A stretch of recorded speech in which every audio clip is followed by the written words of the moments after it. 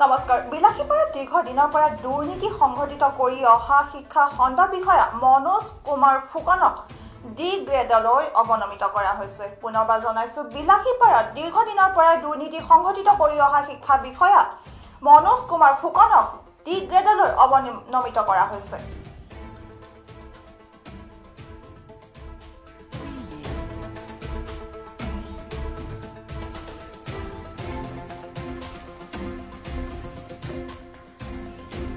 বিলাসীপাৰা মহকুমা শিক্ষক সন্মিলনৰ অভিযোগৰ তদন্তৰ প্ৰতিবেদন অনুসৰি শিক্ষা বিষয়া মনোজ কুমাৰ ফুকনক ধুবুৰী জিলা আৰু অসম ৰাজ্যিক শিক্ষা সঞ্চালকে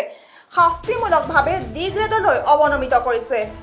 ধুবুৰী জিলা আৰু অসম ৰাজ্যিক শিক্ষা সঞ্চালকৰ প্ৰতিবেদন নিৰ্দেশ অনুসৰি প্ৰায় 3 দিন সময় উকলি যোৱাৰ পিছতো চকী এৰিবলৈ বাধ্য নহয় এইগৰাকী দুৰ্নীতিপৰায়ণ শিক্ষা বিষয়া মনোজ কুমাৰ ফুকনে। জানিব পৰা মতে দীৰ্ঘদিনৰ পৰা সংঘটিত কৰি অহা এইগৰাকী শিক্ষা বিষয়া ফুকনে চকী এৰিবলৈ বাধ্য নহয়। ইয়াৰ উপৰিও ধুবুৰী জিলা আৰু অসম ৰাজ্যিক শিক্ষা সঞ্চালকালয়ৰ প্ৰতিবেদন অনুসৰি প্ৰতিবেদনৰ নিৰ্দেশ স্থগিত কৰিবলৈ শিক্ষা খণ্ড কাৰ্যালয় এৰি আত্মগোপন হৈ টেট শিক্ষক শিক্ষয়িত্ৰীৰ ভুৱা চহী জালিয়াতি কৰি আবেদন প্ৰদানত উঠি পৰি নামিছে। ধুবুৰী জিলা শিক্ষা বিষয়া আৰু অসম ৰাজ্যিক শিক্ষা সঞ্চালকালয়ৰ প্ৰতিবেদন নিৰ্দেশ স্থগিত কৰিব নোৱাৰে নিৰ্লজ্জ দুৰ্নীতিপৰায়ণ শিক্ষা খণ্ড বিষয়া মনোজ কুমাৰ ফুকনে। তাৰ প্ৰতি চৰকাৰৰ ওচৰত দাবী জনাইছে বিলাসীপাৰা মহকুমা শিক্ষক সন্মিলনী আৰু স্থানীয় ৰাইজে।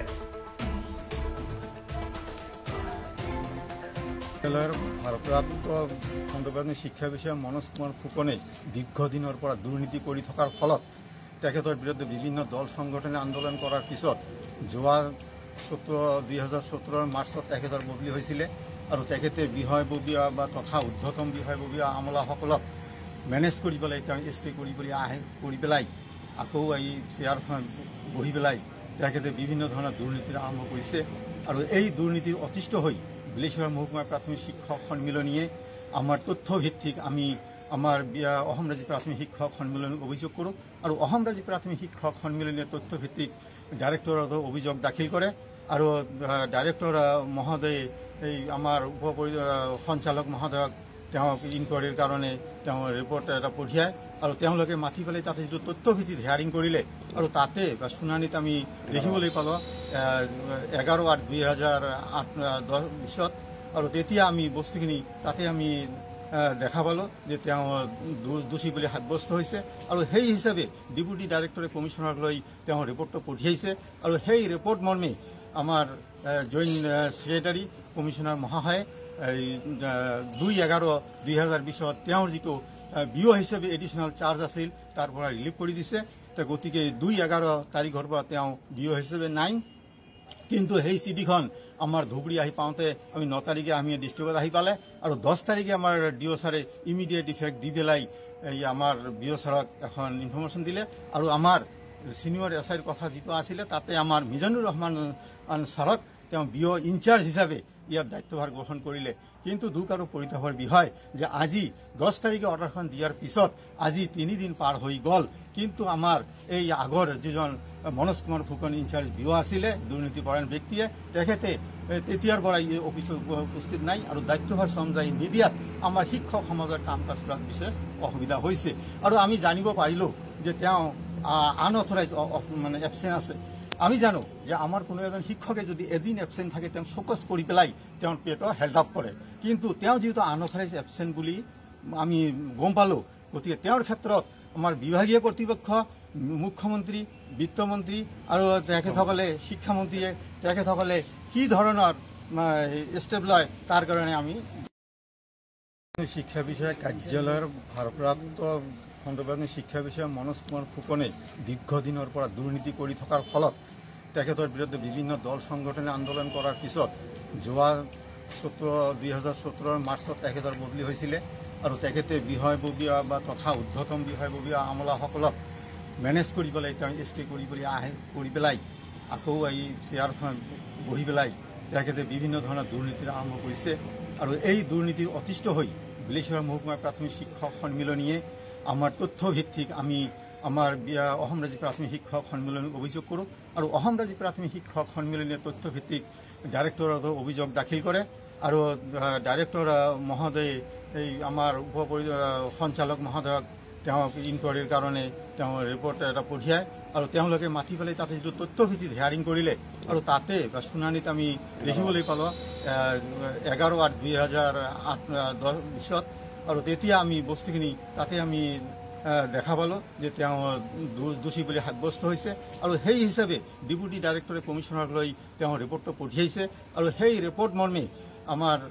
জইণ্ট ছেক্ৰেটাৰী কমিশ্যনাৰ মহাশয়ে 2/11/2020 তেওঁৰ যিটো বিঅ হিচাপে এডিশ্যনেল চাৰ্জ আছিল তাৰ পৰা ৰিলিভ কৰি দিছে গতিকে 2/11 তাৰিখৰ পৰা তেওঁ বিঅ হিচাপে নাই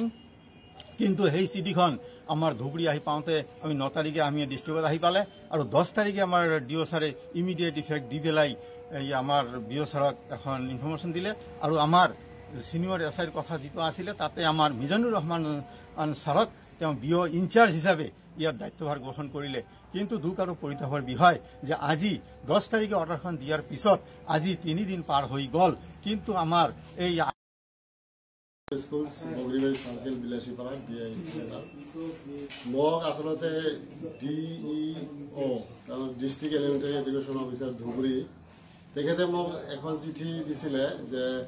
ইমিডিয়েটলি তাৰমানে বিলাসীপাৰা এডুকেশ্যন ব্লকৰ চাৰ্জটো মোক বুজাই দিব লাগে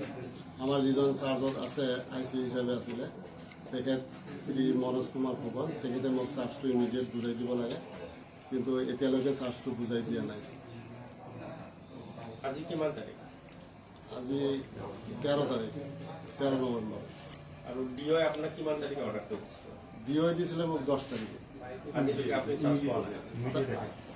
চাৰ্জটো বুজাই পোৱা নাই বুজাই দিয়া নাই আৰু এইটো ইমিডিয়েট এফেক্ট আছিলে তেখেত অফিচত উপস্থিত আছে নে নাই উপস্থিত নাই কিমান দিনৰ পৰা আছে তেখেত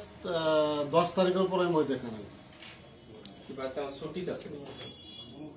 ছুটি লোৱা বুলি গম পাইছো কিন্তু ছুটিটো গ্ৰেণ্ট হোৱা বুলি গম পোৱা নাই ডিঅ ছাৰক সুধিছিলো কৈছে ছুটিটো মোৰ পৰা লোৱা নাই মই ছুটি দিয়া নাই তই ক'ব পাৰি নেকি তেওঁ আন অথৰাইজ এবচেণ্ট আছে বুলি এতিয়াতো তেনেকুৱাই হ'ব যিহেতু ডিঅ ছাৰ না কৰিছে যে মোৰ পৰা ছুটি লোৱা নাই কিন্তু এই চিঠি এখন দেখা পাইছো এইটো ঠিক কিন্তু এতিয়া ডিষ্ট্ৰিক্ট এলিমেণ্টাৰী এডুকেশ্যন অফিচাৰে ছুটি দিয়ে IC বিলাকক কিন্তু তেখেতে কৈছিল আমি মোৰ পৰা ছুটি লোৱা এই সন্দৰ্ভত মনোজ ফুকনৰ লগত আপোনাৰ কিবা কথা হৈছিল নেকি মোৰ কথা হোৱা নাই এডুকেশ্যন ব্লক কোন এডুকেশ্যন এইটো বিলাসীপাৰা এলিমেণ্টাৰী এডুকেশ্যন ব্লক এতিয়া কাম কাজখিনি কেনেকৈ চলি আছে কাম কাজখিনি মই এনে ডেইলি আহোঁ মানে টাইম এই খবৰটোৰ লগে লগে মই ৰিজু ষ্টুডিঅ'ৰ পৰা বিদায় লৈছো পৰৱৰ্তী বা বাতৰিৰ বাবে চাই থাকিব PI নিউজ ৰাইজৰ দ্বাৰা ৰাইজৰ বাবে ধন্যবাদ